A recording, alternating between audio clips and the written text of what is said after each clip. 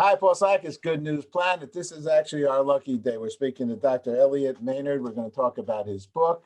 You know, there's a quote out there. I just want everybody to know, you're a human from the future. That's what it says in the website. And after looking at this, I think you are. And that's good news. How are you today? I'm fine, thank you. Great. You're a gentleman who has worked very hard for Mother Earth and the betterment of humankind, and I want to thank you for that. That's Well, thank you. It's kind of a sacred passion to me, having grown up in the East Coast and Maine and on Maine seacoast and up into the woods. So I've been brought up with that joy of nature. And we love nature. We helped start the Nature series on PBS about 30 years ago. People love nature. Do you believe, well, in our lifetime, Creek and Watson, and actually Rosalind Frank, you need to mention as well, discovered something called the DNA. And somewhere in that DNA, they say that animals in plant kingdom have a similar DNA to us. What's your thinking there? Well, from my perspective, I believe that every form of life has a certain consciousness, and this has been said by mystics and sages over the centuries, that even minerals have certain consciousness, and when we become associated with things like crystals or gold, we've heard of gold fever. I've talked to people who have been in gold mining and say that when they get in these tunnels, they begin to feel a special energy. So there's a psychic connection. I call it psi-tech, which is psychic technology. And it is one of humans' greatest resources for survival over the millennia. Do you feel that you got some feeling about this as a young man, or did you just play with the dirt and the sand and the rough waters of Maine? Well, actually, I always wanted to go into space. I remember as a child in elementary school, the teachers asked what you want to do, and I'd say, well, I'd like to make a mark in the world, and also I'd like to be the first human to interface with aliens from another star system, even though that thought frightened me at the time. So I had this kind of compulsion to interface with other forms of consciousness, be they under the sea or in the woods, the minerals as you speak of. Wow. So, but you pursued it. I mean, you have quite a lot of education underneath that head of yours. You studied, and you've been around the world with zoology. Who studies zoology? Who gets a master's in zoology? You. Why? Yes, I kind of over the years dedicated myself to becoming part of the solution instead of whining about problems. Scientists love to do something which a fellow scientist described as frimbling. This is a man who worked on the Manhattan Project, and frimbling to him was like a daddy long legs. If you're familiar with them, they'll come around and you'll see them sitting and they bounce up and down. They don't go anywhere, but they bounce up and down. And he said scientists like to sit around and analyze the problem endlessly instead of getting on with becoming part of a solution and moving on and on and on that way. Well, I'll agree with you. I like the word deeds. Action. Take one, take two. Action. So let's talk about action. I mean, you have a tremendous, and you have a foundation here, Arcos Celos. Do I say that right? Foundation. Yes. CIELOS Foundation. Well, maybe just supporting the arts, education, and environment. What is that? Let's just ask you about that, and then let's get right into your book, please. Well, Arcos Cielos refers to a triple rainbow, which we saw when we first came to Sedona here, over one of the major red rock formations. It really refers to a kind of a bridge in the sky, a rainbow, and it's a bridge between understanding of different cultures, different species, and this bridge of understanding is very important because one thing I learned early on, trying to move into the future, I found that the vast majority of humans, this is what we call the human condition, have a great resistance to any kind of change. And the minute someone proposes something new and radical, such as Elon Musk, there's a knee-jerk reaction, and immediately people who you thought were your friends will start going, oh, that can't be possible. And they start counting the ways to try to figure out why you can't do this. So I tell people, flick a little switch. We've been programmed by our parents, by teachers, by Sunday school teachers, whatever, to never believe anything we can't prove to be true. I say, flip this little switch in your head and make a resolution right now, never to disbelieve anything you can't prove to be untrue. And immediately, your life will start to change. And over a little time, you'll find that miracles, what you formerly considered to be miracles, serendipitous things will start to happen to you and your life will become a real adventure. I love you. So I also love Elisa Farina Maynard. I mean, I know this woman who you know very well, right? Yes. Who's helped us get to this interview, and her I've known her many years, and so always a believer in the strength in her character, and she's going to put her live climate into our most recent Earth Day, even though every day is Earth Day, every moment is Earth Day, but we have a 2-hour broadcast, so we're going to put some of her organization. But she was kind enough to send me your book, and you know, there's something in your cover here that and I want to thank her for that. And by far, she's very, you're a fortunate man. Well, thank you. I tell that to myself every day when I wake up. We love that. And I'm a reverend, interfaith, all faiths, spiritual minister as well. And I love when people are happy and feel real good. And I know she does as well. You know, there's something on the leaf here.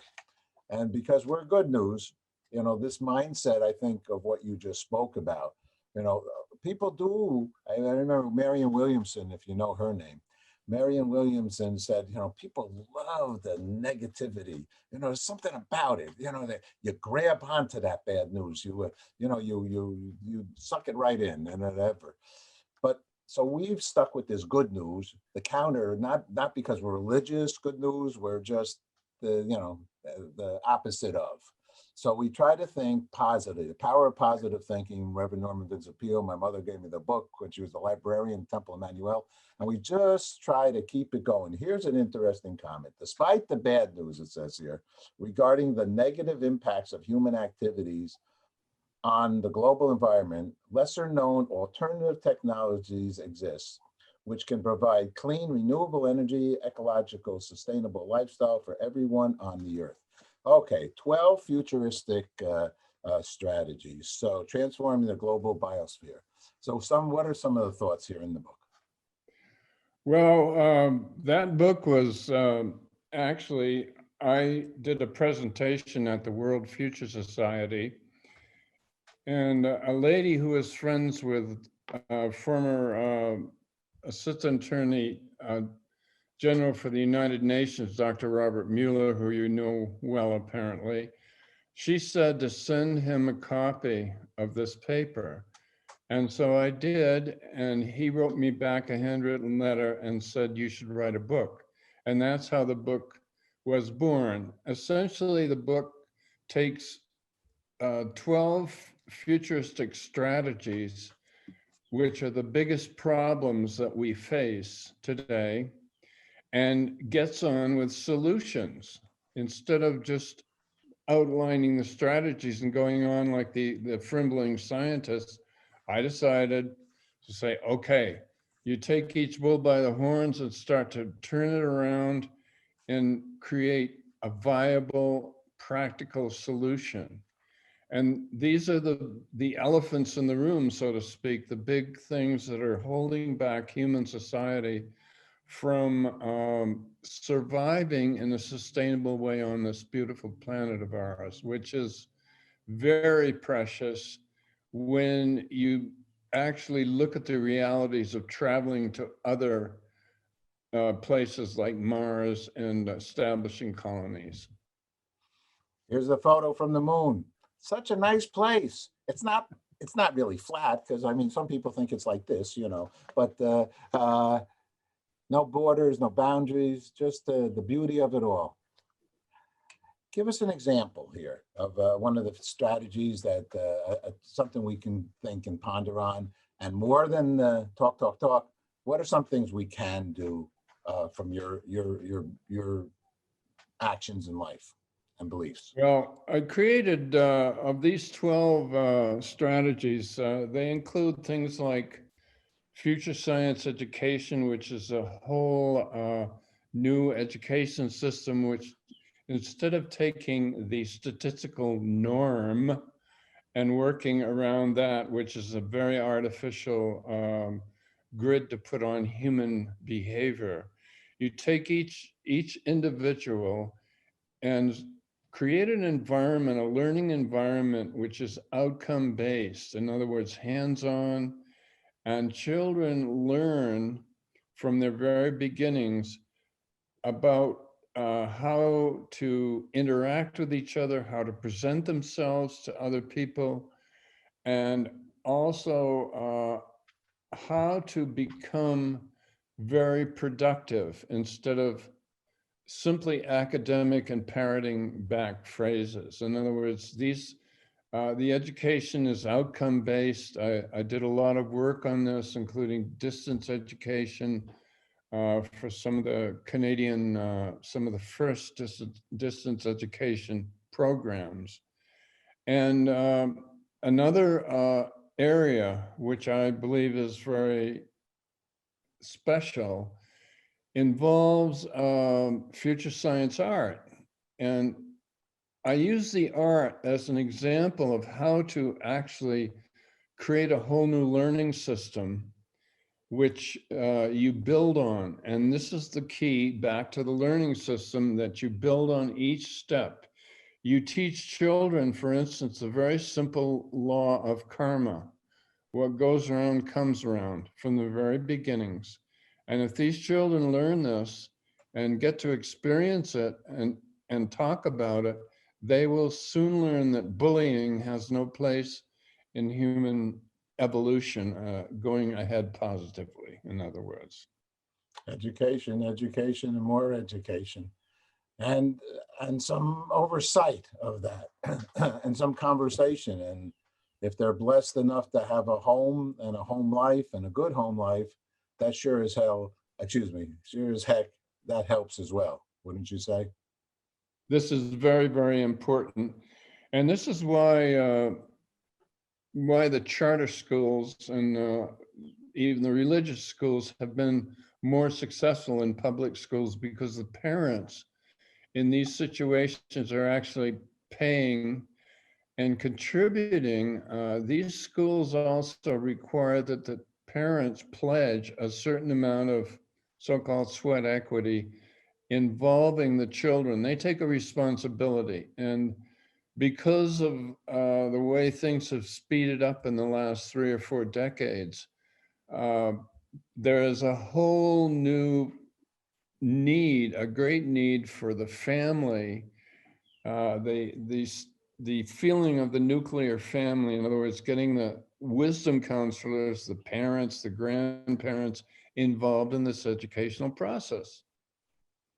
Any thoughts with, we're very been involved with the water, subject of water. We helped create the World Water Day with the UN, my associate Phil Sowers.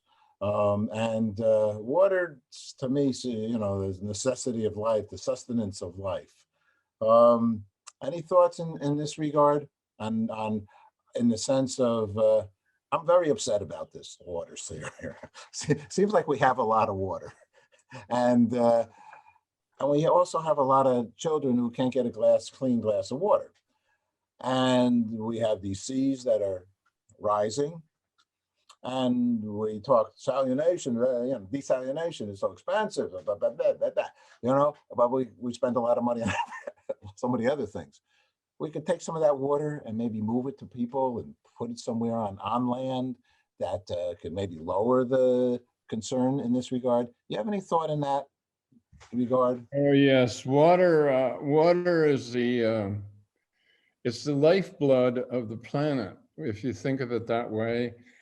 And freshwater resources, we need to preserve the streams and rivers that feed the lakes, and then the lakes fall down into the ocean. So we have tremendous resources in this water. The water is a mediating principle for temperatures. It's very, very important that way. And also, it's very important for producing food. I did pioneering work in aquaculture, actually, bringing giant freshwater shrimp culture into the United States. I saw that, yes. And it was at that time, I was working in oceanography, but I got together with a retired naval intelligence captain and started a freshwater shrimp farm. We got a grant from the Department of the Interior and went out into the Florida Everglades and opened up some irrigation ditches and eventually started breeding these giant freshwater shrimp. At the time, it was considered revolutionary, and we had one of the first editions of colored newspapers on the Miami Herald, and they put me right on the front page saying, you know, this would maybe solve the world's program, you know, food resources. Well, as time went on, we did more and more shrimp farming, and I sent brood stocks to places like Israel and other countries that had come to visit us in our pioneering work. But what happened was they started cutting down the mangrove forests, which are the nurseries for the fisheries. And they started using antibiotics, and they started, you know, aquaculture became a source of pollution in itself. And since that time, it's evolved even more. And there are all kinds of new and wonderful ways to do this. And it has also evolved over into the agriculture scene, where we have city farms now that can be stacked in old Industrial Revolution factories. So you can have fresh vegetables and fish produced right in the middle of the city, so that restaurants and other people can come right to the facility if they want to and buy fresh vegetables and fish there. Well, It's happening. It's all happening. it is. We've done a couple of shows on that kind of South Bronx stories, you know, in the torn up areas, some of them that are now, good news, getting better, but where there's local farming and so on and so forth. Bette Midler has done a lot of community farming here in the New York area. A lot of people are, I think there's a lot of good happening. What do you think? Well, I'm all for this, and it's incredibly important that we learn to consume as omnivores. We need to begin consuming. I have talked with other scientists that have learned how to create food from oil. I worked with 1,200 research scientists from all over the world at the Kuwait Institute for Science in 1980 and 81. And they were doing something which I considered brilliant. There was a Swiss scientist I had occasion to talk with at length, and he had created a giant bioreactor. If you can visualize a stainless steel pressure cooker, which is big enough to have a catwalk so that you walk around this, thousands of gallons. And they were actually creating food from oil. They were taking oil residue and actually culturing what we call marine yeast, a saltwater yeast form, which is a form of edible protein. It is so brilliant. It's such a brilliant way to use petroleum resources. You could feed the world this way. And I've worked in with other forms of algae culture and things like this. And in the book, I talk about a concept which I kind of created called super ecology. And this is taking our God-given knowledge that we have and the new technology and putting it together and creating superfoods and creating super forests, which can be, these are like the king's forests of Europe. They had trained foresters, but these actually exist in certain large national park areas. For instance, there are groves of redwood forests in places like, I believe, New Zealand. There are herds of elk there. And if we use the knowledge that we have, we can create global forests, sustainable kinds of reserves, which are super nature, if you think of it that way. Wow. You know, when you talk, this is great stuff. This is great. Let's continue on and keep doing it. Actually, when you were talking about the oil and the yeast, it reminded me in Australia, right down the street from New Zealand, they eat like one of their national foods is something called the Vegemite, which comes from the brewers, the bottom of beer brewing. They put it on toast. I don't like it, but the people are crazy about it, and supposedly it's very healthy for you. So there's different ways to look at what we got going, right? Would you say? I mean, that's really insightful that you say that, because taking a futuristic and sustainable perspective of our lives, taking the responsibility to think this way, is the beginning of major transformation. I love it. I love it. I love it. I love it. And the good news is that there's a lot doing it, and a lot of people doing it, and optimism and hope. And we like the word hope, and belief that there is hope and that we're going to be okay. But it takes work, as you so wisely stated early on. It can't just be the talk. It's got to be the do. Well, I tend to be an incurable optimist, and sometimes I don't know why. Oh, good. It's probably one of the few redeeming factors of the human race or the human condition. I often think of a person or an entity coming from another star system and looking at humans and understanding the fact that they have this advanced technology, but they're still cutting heads off with swords. And you go, how can we stand up for a race of people or a consciousness that's doing this kind of thing? So you just have to take the best attributes of the human condition and try to get people together in a coherent way. majority of the world, as Yoko Ono and John Lennon said, think peace, live in peace, imagine peace. Most of the world's living in peace, thank God, because if not, we'd have real problems.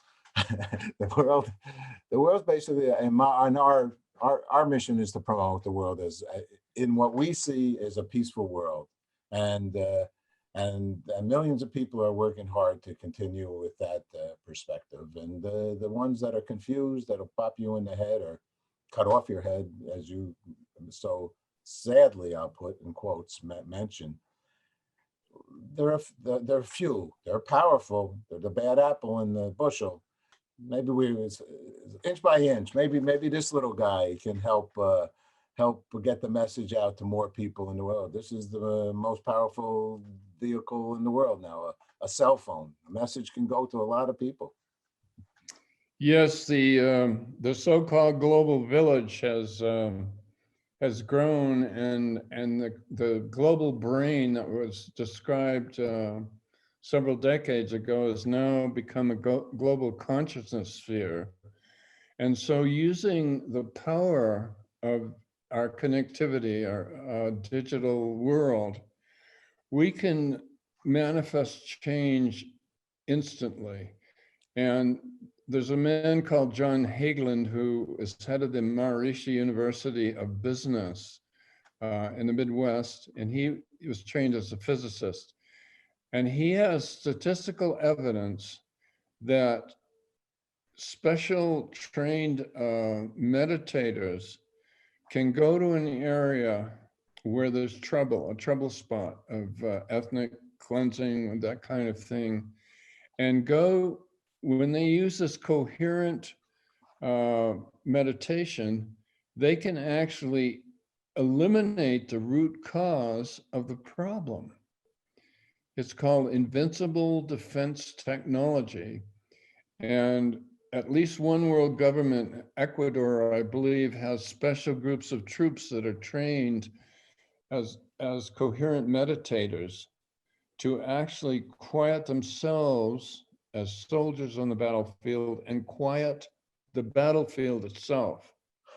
So they have actually gone to certain areas, and they've had people of all kinds of different faiths praying together for peace, and they've validated the fact that the level of violence and arrests have been markedly reduced. I'm talking maybe 20%, or perhaps 30% in certain areas. It's been statistically proven. So here we have a key using the global internet to do transformation, which can happen independently of where the meditators or people praying are located. A wonderful tool.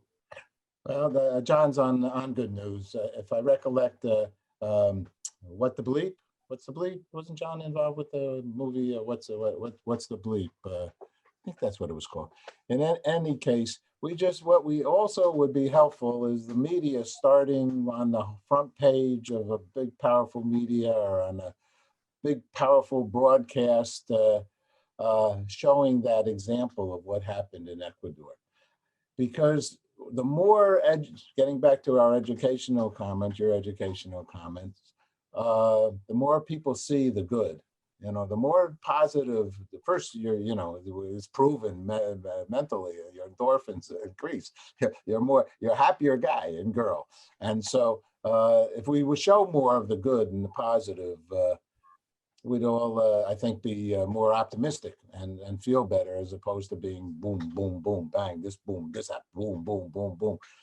I mean, by the time you finish watching some of the news, even though they only have a half an hour, you're like, say, right, what the heck? I mean, it's a useless scenario.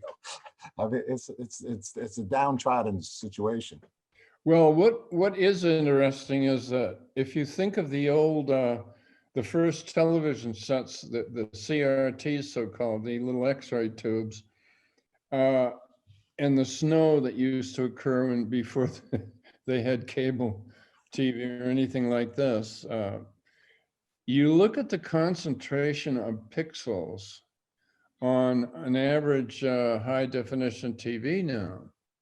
we're getting thousands and thousands of times more information in the form of light technology than we used to have 50 or 60 years ago from the first TV sets. And so, as you suggested, we're just learning how to use this. Again, I refer to the concept of psychic technology. Psychic meaning our natural intuitive abilities, linking ourselves with the receiving and sending this information in a very concentrated way. Now we're going to 5G and 6G, and you keep wondering, what the hell are they doing this for? Or who? They're making you buy new phones. I don't know, but it's part of our transformational process. Let's put it that way. Let's just pray that the message behind all these mediums is a good one. I just watched the show though, talking about blue light. Don't watch your little screen here or your computer screen a half an hour before you go to bed, because good sleep might be the healthiest thing a human body can go through. And this little guy and everything else that we do is not so healthy. They are proving more and more so. So we advance. Hopefully we educate in that process, right? Well, we can even turn that one around because, yes, cell phones can be damaging, and also landlines, remote sets. However, I was aware of a certain individual scientist that was able to create a healing tone or sets of healing musical tones over the cell phone. So he had a free app that you could get, and if you had a problem, you could ring this particular app, this number, and you could put the cell phone on the part of the body that was hurting, and it was actually designed to heal. Now, what is really interesting about this, if you think about it, is that if people were properly motivated, they could create a cell phone with healing energies, I'm pretty sure. It's kind of reverse engineering the thing. I love your thinking. I love you. You're such a positive guy. You know, you look for the good and you look for the change, and you look for those that are doing that. It's a beautiful thing.